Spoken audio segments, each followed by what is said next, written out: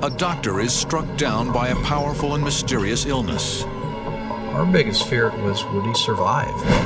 The violent and terrifying symptoms are relentless. Coming on without warning, they leave the man fighting for his life. I thought, this is probably going to be the last time that I ever see him again. Doctors face the most puzzling case of their careers and will need their patients' help if they're going to stop a silent killer.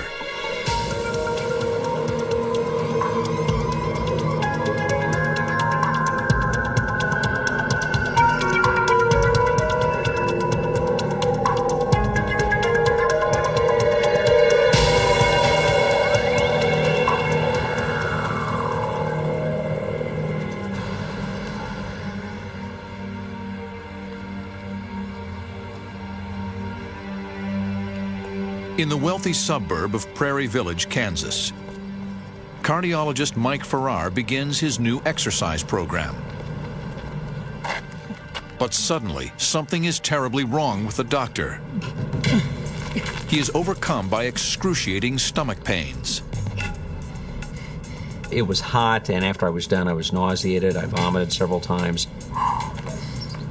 After several minutes, he musters enough strength to stumble back to his home. Because I was so violently ill, I was concerned that I had something that was really an unusual illness. I got sick. His wife, Deborah, also a doctor, is surprised by his sudden illness. What happened? He'd been just fine hours earlier.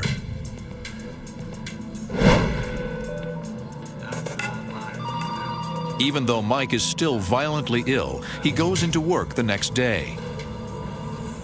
I had missed more than a day of work for 10 years. My health had been perfect. When I was 40 years old, I'd never been in the hospital, never had an operation. But cardiologist Kent Barr, a doctor in Mike's group, can tell something is terribly wrong. He was nauseated, and vomiting, and running a temperature, and was really quite ill. Mike, you're back. Mike is sick all day at work, but refuses to go home. I asked him that evening if I could take his call for him, and, you know, he's a tough guy and said, no, I'll take care of it. Mike stays at work, but he is becoming increasingly concerned about the cause of his illness. He seeks out gastroenterologist Dr. Greg Barber and asks about his symptoms. He told me that he thought it probably was just an intestinal fluid viral gastroenteritis that was garden variety, and if it persisted, then we might look into it. People can present with the same disease in many varying ways. You can have a mild gastroenteritis or a severe gastroenteritis. I thought he was a little bit more on the severe side, but still within the realm of what I would expect would be consistent with some form of infectious gastroenteritis. But Mike's illness quickly progresses. I went home and ate with my family, and then I had torrential nausea and vomiting. I vomited as many times as 20 times an hour and vomited all night. I had explosive diarrhea. I had abdominal pain, which was really a relentless burning. The next morning, Deborah races Mike to the hospital. What has invaded her husband's body and is quickly making his illness life-threatening? By the time Mike is admitted, he is dangerously ill and is feeling the effects of a high fever. Doctors begin to test Mike's blood and stool. The first things that we did was really relatively routine in gastroenterology. We went ahead and cultured his stool, did a lot of cultures as far as his bodily fluids, including his blood, and waited for those results to come back in the hopes that we could start treatment immediately, get him better, get him home and back to work. But something is troubling about Mike's sickness. Generally, just when people have gastroenteritis or vomiting and diarrhea, they just aren't that sick. They're sick, but they get over it. But Mike was so ill that he could barely walk, barely talk, and he was very dehydrated. Initial test results offer no clues as to what is attacking Mike's body. Cultures didn't show anything unusual. They didn't show any white blood cells. They didn't show any bacteria. About 6 weeks ago, and How could Mike be so sick if his tests came back normal? In the field of infectious disease or microbiology, we know we've identified only a very small proportion of the germs or the organisms that can cause disease. Very, very small number. If he has a disease that doctors have never seen before, can they identify it and stop it before it kills him? everybody was... Doctors turn to the person closest to him, his wife, for any clues about his illness. She provided another point of view. She was someone who was an observer who could see what was going on, not only while he was in the hospital like I could, but she could also be my eyes and ears at home. Okay. Deborah tells them about a recent vacation. You know, he just came back from Peru. It was about 5 weeks, I believe, from his trip. I've been in an environment where he's in South America where there's different bugs down there. Doctors find out that 7 weeks earlier, Mike and Deborah had gone to the Amazon with their son Tim and 40 other parents and students. It was the ultimate adventure. They visited Incan ruins and hiked up famous Machu Picchu. They tried to experience everything native. He had eaten some things that that you might be suspicious in that regard. He ate some food off of the street and vendors. I was thinking that he had some sort of tropical disease, either a infection, virus, bacteria, or maybe even parasite that maybe we just couldn't culture in our routine lab. Could Mike's South American adventure be the cause of his illness? Could he be fighting a foreign and potentially lethal virus? There wasn't a whole lot of clues, that we didn't have any data that we could rely on, and there really wasn't a good explanation of why he was so ill. But even with the possibility that Mike has a tropical disease, shouldn't it still show up on his blood and stool tests? Mike's doctors begin to think his trip to Peru is not the cause of his illness. My suspicion initially was that some organism that we just didn't have the technology to identify had triggered this illness. I think for a physician in the modern age, where so many things can be explained, it becomes very frustrating because we're kind of used to that now. We can explain things much more in detail, even more so than a few decades ago. Doctors fight Mike's mysterious illness with antibiotics, but despite their efforts, Mike's health is quickly deteriorating. Look at the white cell count here. I was hoping that somewhere along the line we're going to find the right magic bullet that was going to get him better. How can doctors fight a disease they've never seen before? To watch a colleague is sobering because, you know, you put yourself in their place. That could surely be me or someone else. Mike's condition is growing worse by the minute. His elevated white blood count has now plummeted. Get the other side. All right, come. The hospital staff and Deborah can see Mike is quickly deteriorating. But the source of his illness is still frustratingly out of reach. They were working on one of their own. I mean, it's like working on a family member. You know, you absolutely follow every clue, you know, every single sign that you have that could take you to a resolution of the problem. Mike's body begins to shut down. Get that right away. He was very dehydrated, weak, and he was even throwing up even then when I was talking to him. The intensity of the pain was really excruciating. I have blood down here scattered, group 1, and I'm waiting on the Experienced doctors are puzzled by Mike's quick deterioration. Could a mysterious virus destroy Mike's body in less than a week? Can doctors come up with the needed answers to protect their patient and even themselves from a potential killer? I get some doctors in here stat. In August 1995, a strange and powerful stomach virus has cardiologist Mike Farrar hanging on for his life.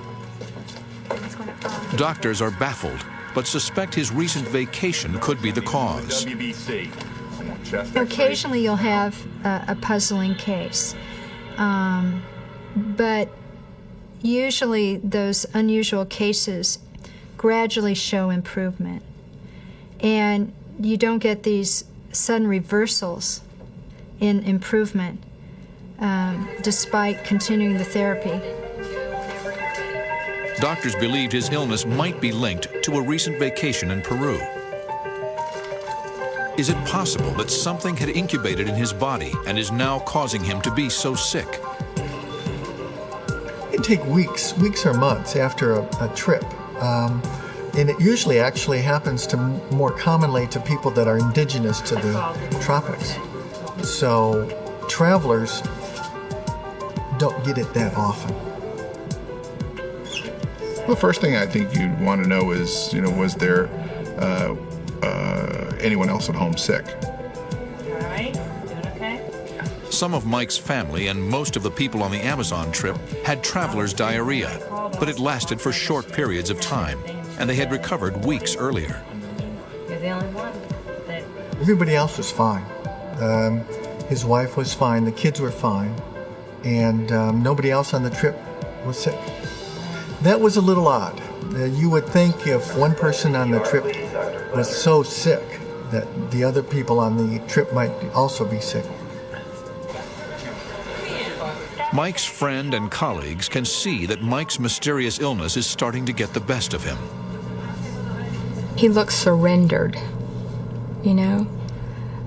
like I'm as sick as I can be and I'm not going to get any better. It was kind of a surrendered look. Since doctors can't figure out what has quickly invaded Mike's body, there is no sure way to protect others from also being infected. They must inform the federal government there is a potential crisis in the hospital. We actually called the CDC, the Center for Disease Control, and asked what they thought with all of this history and all of these lab results. Hey, thanks. While his doctors struggle to make a diagnosis, Mike is losing valuable time. His body has gone septic. Bacteria has invaded his bloodstream. Okay, hang in there, you'll be just fine. The way we put that together is that his intestinal lining was already bare from whatever the infection was our thinking, and therefore the bacteria were able to get into the bloodstream a lot easier. Do you want me to...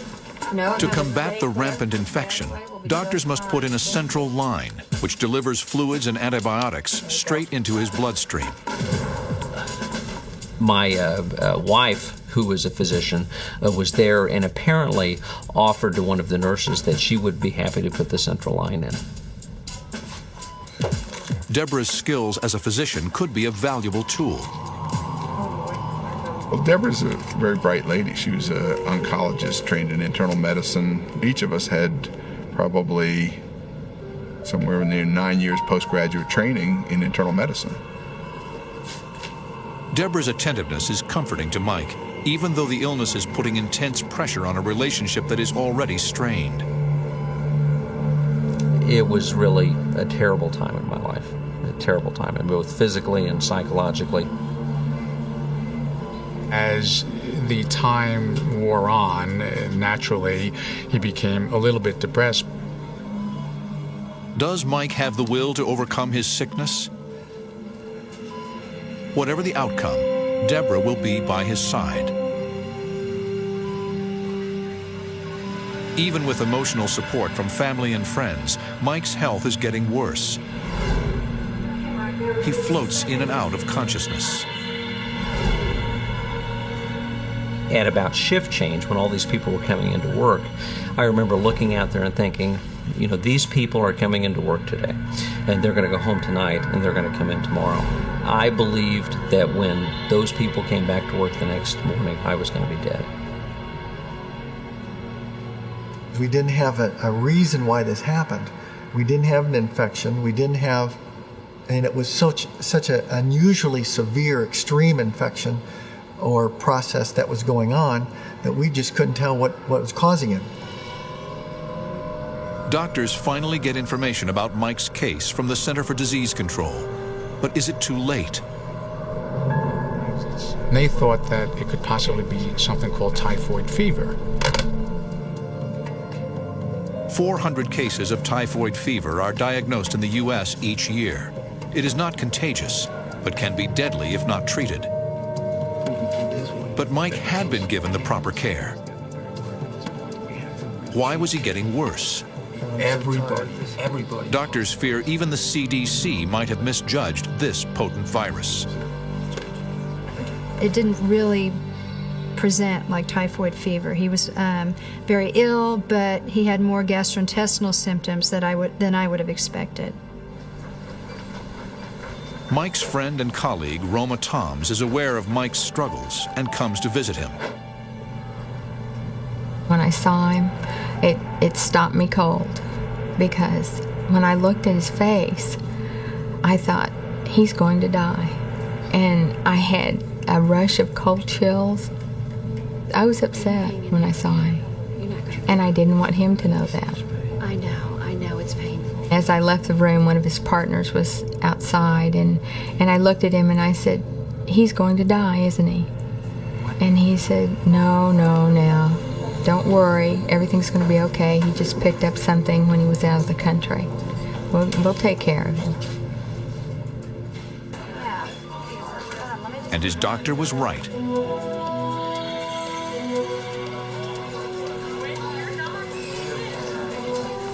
Gradually he got better, the dehydration got better, the antibiotics we thought were working, his fever abated.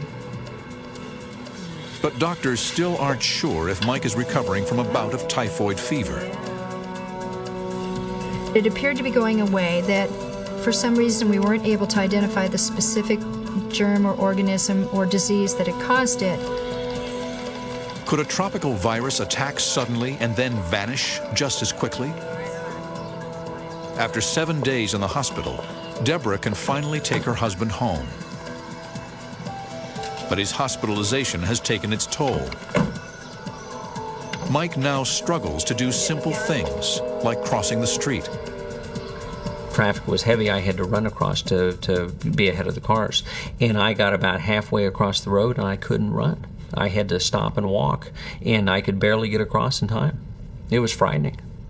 It made it clear to me how seriously ill I was. I was so weak that I couldn't even run 50 feet across the road. The same night Mike is released, he has an appetite for the first time in a week. On his deathbed just a few days ago, Mike now eats dinner with his family. Look at that. Tim liked to cook, and in fact, he always wanted to be a chef. And so he made a spaghetti dinner and served it to all of us, and it was fine. It tasted good. But soon after the meal, Mike's illness returns. That evening, I became violently ill again with the same symptoms: abdominal pain, a torrential nausea and vomiting, diarrhea, and dehydration.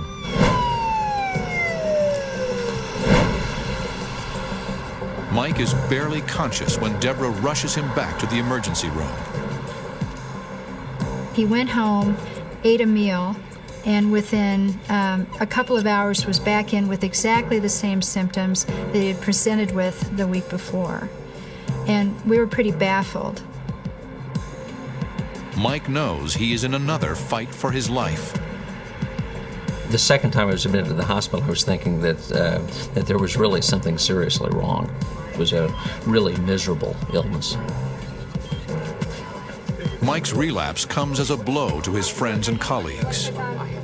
Got it, okay. It was a devastating process, devastating for everybody in the hospital who knew him and everybody who'd ever been working with him. Deborah and the hospital staff wonder why Mike's mysterious illness suddenly returned just hours after he left the hospital. He was just on the brink. It was just like standing at the edge of a cliff, you know, and nobody knew when he'd fall off, but everyone knew he'd fall. Despite their best efforts, a potential killer has stopped doctors cold in their tracks. The invader still lingers, waiting to strike again.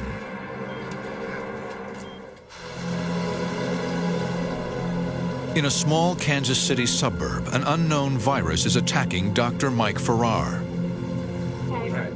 He was discharged from the hospital after his health had improved, but just hours after going home, his symptoms returned. I don't think he was experiencing any unusual exposures or anything that might reinfect him or make him sick all over again. There just wasn't a good explanation at all. For the discomfort, okay? Mike wouldn't have relapsed with typhoid fever, so doctors are back to square one. A diagnosis. To not be able to explain why somebody's so sick in near death and repeatedly so was very frustrating and anxiety provoking. Well, he was fine for 2 or 3 days. Doctors hope Mike's wife, Deborah, can help them solve the puzzle. I was trying very much to encourage her to help me and help us to figure out what was the cause of the changes in his condition, the deterioration that would seem to occur, and was hoping that she would provide us with some insight. What was the difference between the environment in the hospital and the environment in the home that was causing him to be ill? Could there be a fungus or bacteria in the Farrar home? The doctors are determined to solve the most puzzling case of their careers. I picked up my textbook of infectious disease, sat down, and read through the entire section on gastroenteritis and diseases of the bowel, stomach, and small bowel, looking for a disease that I might have missed. They also begin more aggressive medical testing. We launched into additional tests that were involved an examination of his colon by colonoscopy, and we examined his stomach to check for signs of infection. We obtained a small bowel follow-through. That's where he drinks barium and the 25 feet of the small intestine are visualized. We're looking for things such as swelling of the intestinal lining. Are there things that would surprise us, such as an infection down further in the intestinal tract? Even with so many question marks, Mike is still able to maintain a positive attitude. He did a great job of dealing with these issues and said, okay, what's the next thing we have to do? Never tried to micromanage the workup. Doctors are frustrated that they can't help their patient and their friend. What about insects? Are you stuck? When your patient's not getting better and you think you've thought of everything, you always wonder, is there something else I can be doing for my patient? There's a certain sense of you're doing everything that you can do. But with his case, we're doing everything we thought we were doing correctly, but it just wasn't helping. While Mike is good at telling doctors about his physical ailments, he fails to mention another factor that may be affecting his health, his marital problems. Maybe you're playing with a deck that doesn't have all the cards in it, therefore you're never going to come to the proper answer. I really didn't feel that it was anybody else's business, about how my personal life was deteriorating. When Mike returned from the Amazon, he found out his wife was coping with unhappiness by abusing prescription drugs. Deborah was not satisfied with being a stay-at-home mom after giving up her medical practice so Mike could follow his career. You and me. I want a divorce. Mike knew the relationship wasn't working. I was going through a divorce, And I had just asked my wife for a divorce about a month before that. The first one is typhoid. Deborah's depression and their pending divorce was weighing heavily on Mike's mind. Typhoid normally it causes your body. Was it possible that a bad relationship was causing Mike to have health problems? Could Deborah be to blame for Mike's violent illness? The results of the medical tests come back, and doctors find something puzzling. The lining of the intestines was totally flat. Normally it's supposed to look like shrubs, of course at the microscopic level. The fact that it was totally flat was consistent with one of two things, tropical sprue or sprue.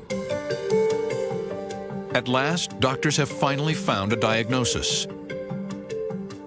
Tropical sprue is a stomach illness that Mike would have picked up in Peru and would make him intolerant of certain foods. That would explain why Mike became violently ill after he ate dinner at home. He had eaten a spaghetti dinner. So then you think, well, was it something he ate? Was it an allergic reaction to the food? Doctors think Mike is allergic to the gluten in wheat. Mike is placed on a strict gluten-free diet and begins to improve. After another week in the hospital, Mike can finally go home. But he is now so weak, he must take meals in his bed. Our biggest fear, to be honest with you, was would he survive? He was seriously ill, was losing a great deal of weight. Nourishment was a problem. Deborah and the kids help out with Mike's care. She would serve my meals at home and help me out with just daily activities because I was getting weaker and just loss of strength. Even though Mike recovered on his diet, he refuses to believe the doctors have the correct diagnosis. How could he get a food allergy so suddenly? I'd never had any food sensitivity, so I just couldn't believe that was what was wrong with me. Mike tests his theories by eating slices of bread. It didn't make any things any worse, so I didn't believe the diagnosis. If the diet isn't the answer, then the cause of Mike's illness is still unknown. That means, without warning, it could suddenly strike again. But for now, Mike is improving, and a week after he has been home, he is finally well enough to eat dinner in front of the television. Mike gets to spend some much-needed time with his 3 children. The kids knew that I was sick. They knew I wasn't around. I was in the hospital a lot. The kids know something is terribly wrong with their parents' relationship. It was also complicated by the fact that they knew we were going through a divorce, and I think they were having a lot of psychological problems related to that. The Farrars can't even have one normal family dinner. It ends abruptly. The mysterious symptoms are back. I knew exactly what was going to happen. I knew that I would have nausea and vomiting that would last about 24 hours, that I would have diarrhea that would last about 24 to 48 hours, that I would have this horrendous abdominal burning that would last a few hours. Mike is admitted to the hospital for a 3rd time. Nobody really knew what was going on. He was admitted, and he would seem to be getting better, in a few days after being treated, being here. And then after he'd go back home, it would all start again. And we really thought that it was just a matter of time, that there would just be so many admissions and then he wouldn't recuperate or he couldn't rally on one of these admissions. Dr. Terrence Coleman tries one more time to crack the mystery of Mike's terrible illness. He hopes Deborah can give him valuable insight into why Mike is getting so sick at home. I felt a pretty close relationship with Mike at this point, having worked with him many years, and just met his wife on 1 or 2 occasions before that, but clearly she felt like she was part of the team. She was going to be someone who could maybe provide us with some ideas and some new thoughts that we hadn't thought of before. There were really no holds barred at that point. We were talking about everything. Had spaghetti and meatballs. Doctors attribute Mike's newest flare-up to non-compliance of his diet. Do you see that? Mike may have tempted fate by eating too many slices of bread. When he got home, he was eating some wheat or some barley or some other grains that were really not part of his diet, and that in the hospital we had better control over what he actually ate. I went down the path of thinking, well, he had eaten more at home, perhaps a higher fat meal, or there was something about the volume of food that he'd eaten that triggered these reactions. Mike's body has now deteriorated. Deborah just wheeled Mike into the department in a wheelchair, and he looked devastated, emaciated. He was so incredibly thin and weak. You have this yo-yo effect where he's getting better and then he's getting worse and he's getting better and he's getting worse. But on balance, overall he's deteriorating. And each time he comes in the hospital, it seems as though we're losing ground rather than gaining ground in the overall treatment of his illness. Doctors think they have the answer to Mike's illness, but little do they know the potential killer still lurks and silently waits to strike him down again.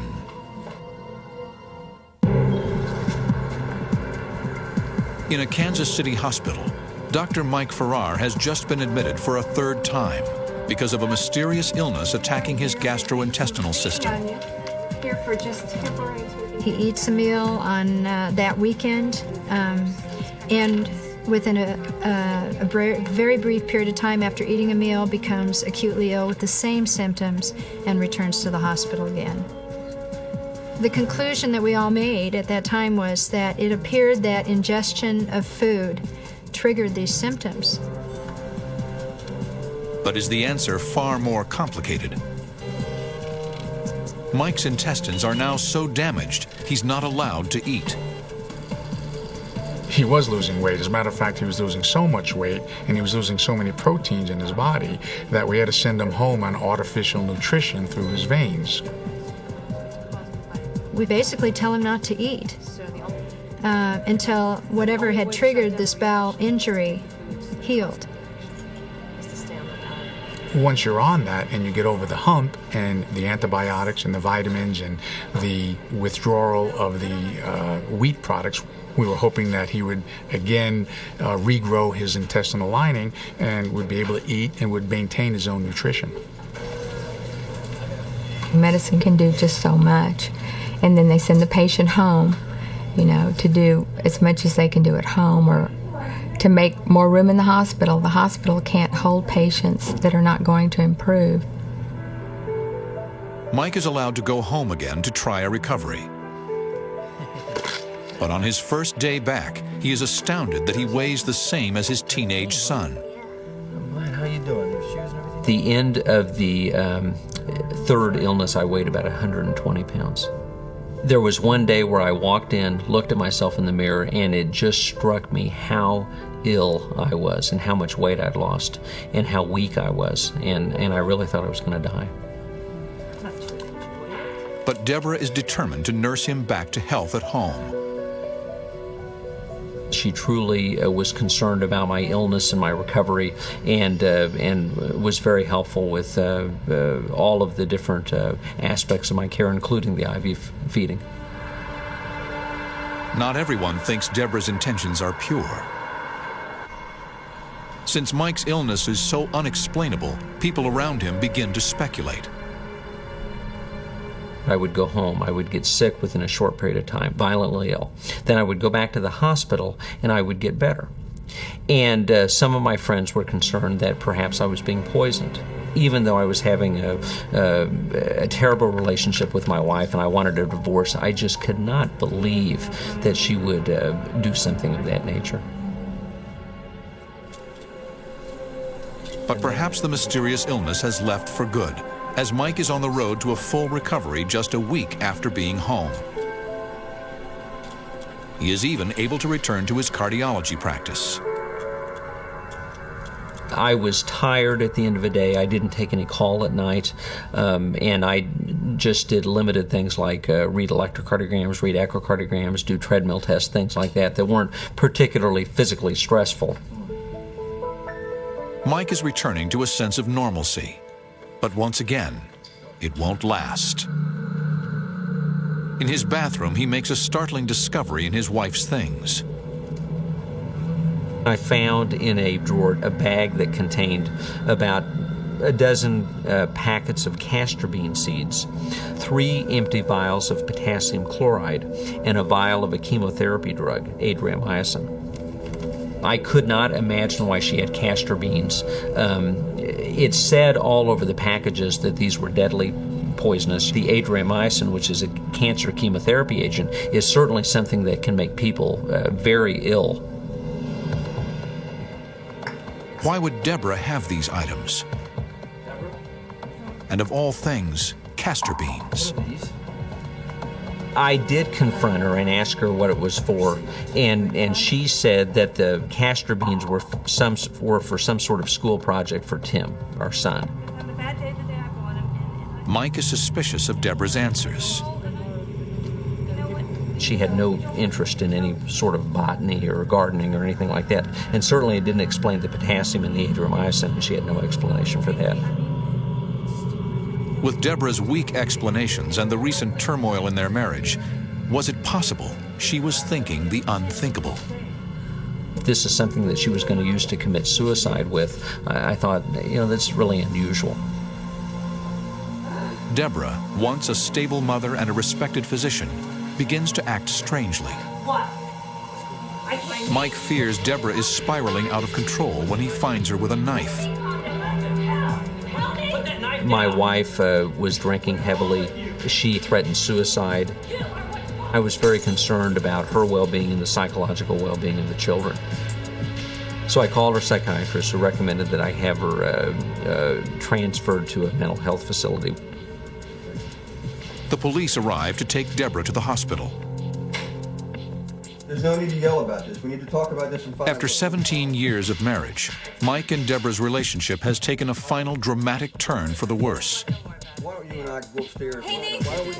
Deborah is admitted to a psychiatric clinic and will be treated for a chemical imbalance. He's gonna have to tell me my faith in. The following day, Mike is disturbed by thoughts of his wife's mental health and the package of castor beans. But what was the link between the two? I looked up castor beans in a textbook of medicine that I had at the house, and there were 2 paragraphs on this. It said they were highly toxic.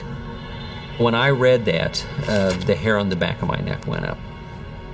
It really was awful. I mean, when I read that, I was just chilled. Mike's head is spinning. He thinks he has just uncovered the answers he and so many other doctors have been looking for. Cardiologist Mike Farrar is slowly recovering from a debilitating and mysterious stomach ailment. He would suddenly become ill at home, but slowly recover in the hospital. It was a pattern that brought him to the brink of death several times. But a chance discovery changes everything. Packets of castor beans. Why would Deborah have them? It turns out that castor beans contain ricin, which is a highly toxic poison, and ricin can cause a life-threatening illness that's characterized by severe nausea and vomiting, abdominal pain, diarrhea, fevers, chills, and all the types of symptoms that I had. So when I read that, the hair on the back of my neck went up. I thought, my God, she has been poisoning me with these packets. With his doctors trying everything to come up with a diagnosis for Mike's mysterious illness, is it possible that the patient has finally diagnosed himself? All right.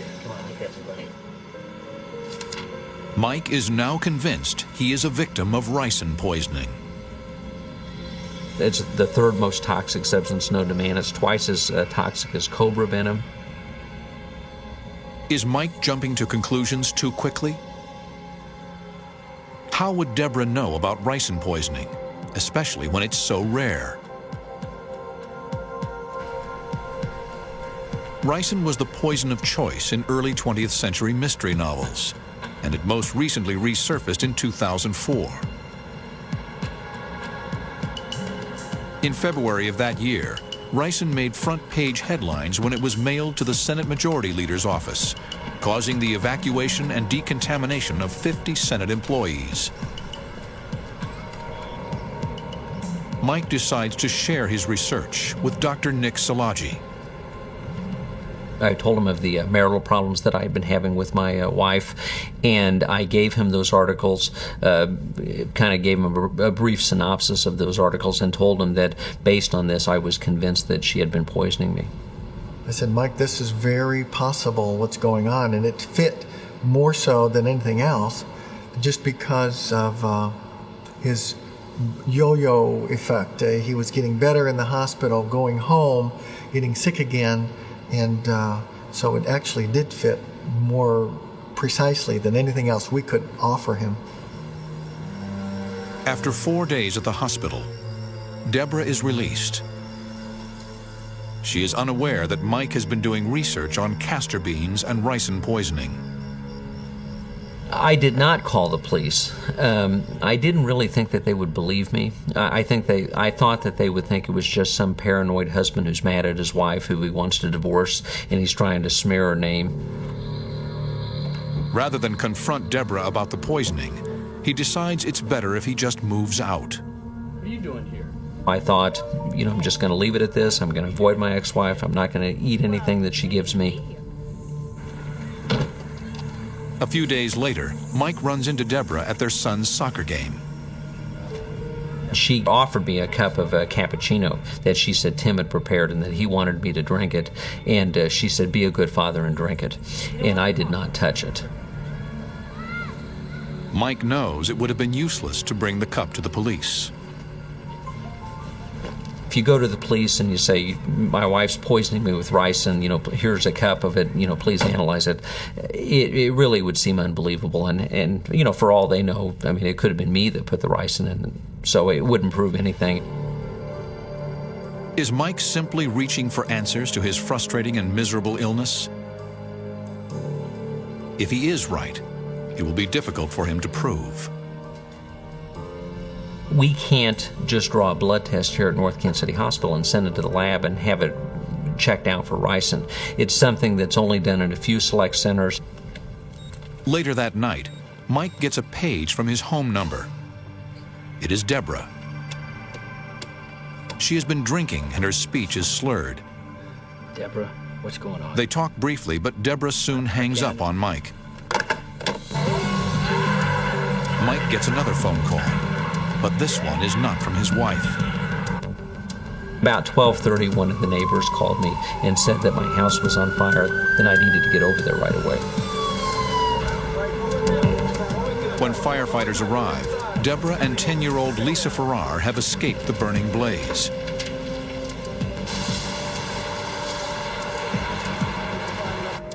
When Mike reaches his home, his first concern is for his children. When I got to the house fire, it was an absolute inferno. I ran up to the first police officer and asked him where my children were. He took me over to a police car, and my wife and my daughter were sitting in the police car, and he said the other two are still in the house. At that point, I screamed. I turned around, yelled at my wife, "What have you done now?" And then turned around and looked at the fire and just stared at it. And I knew within seconds that there was no chance that they would be alive. Mike's son, Tim, and his daughter, Kelly, die in the fire. Have Mike's accusations gone too far?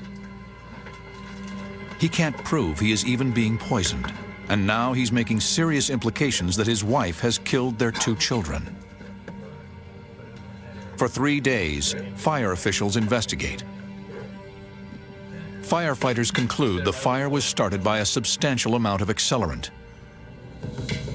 It was no accident. I spent a lot of time talking to the police and talking to the district attorney. And during this entire period, I kept losing weight and generally felt poorly. Then I started having more low-grade fevers and chills. And then after that, I started having night sweats. If Mike isn't around Deborah but is still having mysterious medical symptoms, he must have made a terrible mistake. Was he wrong about everything? He had this persistent fever, and one of the things that can cause persistent fevers of unknown origin is infectious endocarditis. This time, doctors can diagnose him. Mike has a bacterial growth on one of the valves of the heart. But is this a new illness or an effect of ricin poisoning?